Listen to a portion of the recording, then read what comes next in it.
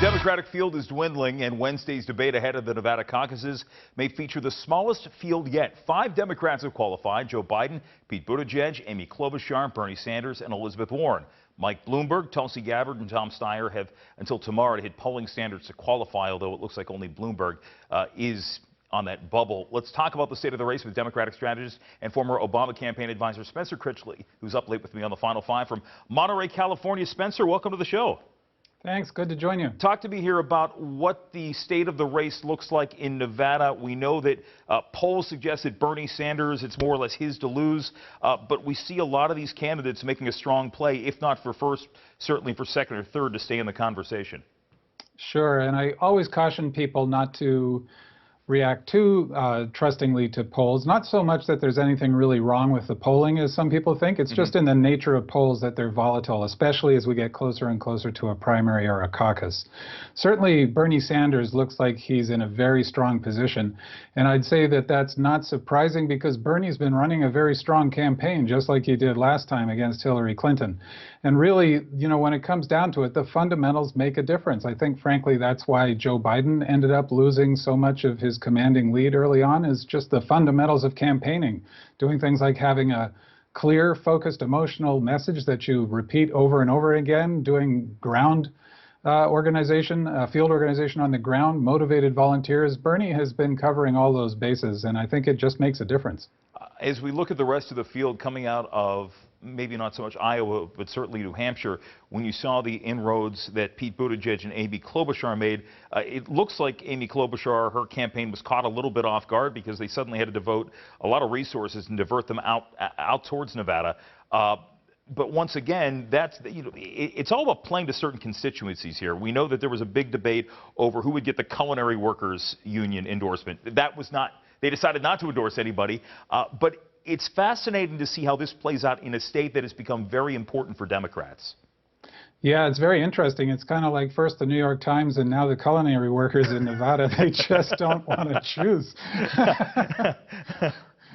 And I guess maybe I can't blame them. It really is, I think, a fundamental debate that's going on in the Democratic Party. And I think it is a debate that needs to happen, just as long as people are not scorching and salting the earth around each other. Right.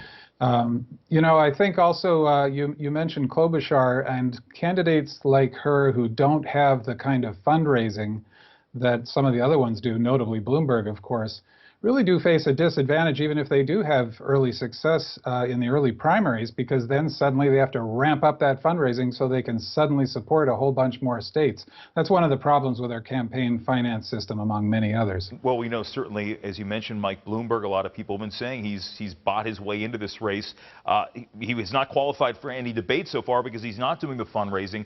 There is a possibility by this time tomorrow we'll get a better sense of whether or not he will qualify for this debate. But talk to me about the impact he is having on this race, where you see him making these tremendous inroads when it comes, and I go back to polling, I respect what you say about the polls, but when you look at, for example, African-American support, where people are saying, look, he's peeling off a significant amount from Joe Biden, even though he's been dealing with issues involving stop and frisk and other things he's said, and more things that seem to emerge by the day.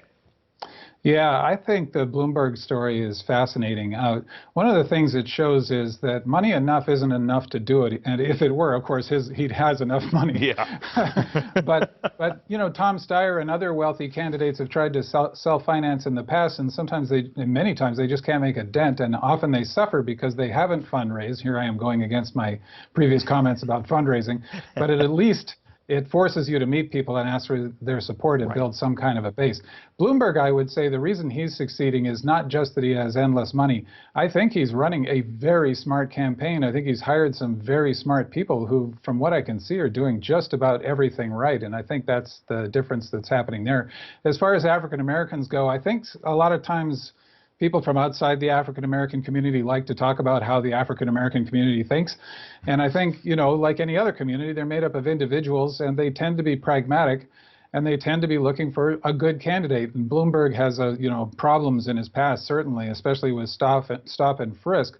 But I think African-Americans have shown many times that they can prioritize, and they definitely want to beat Trump. So I suspect that if Bloomberg emerges, they will be happy to get behind him. the way I think most of us will be happy to get behind any functioning Democrat who isn't a convicted felon or proven foreign asset against President Trump. I think I know what you're getting at there, Spencer. Hey, I appreciate your insight tonight. We are going to, I'd love to have you back sometime. Thank you very much, Spencer Critchley. We're going to talk about the Republican perspective when we come right back here on The Final Five.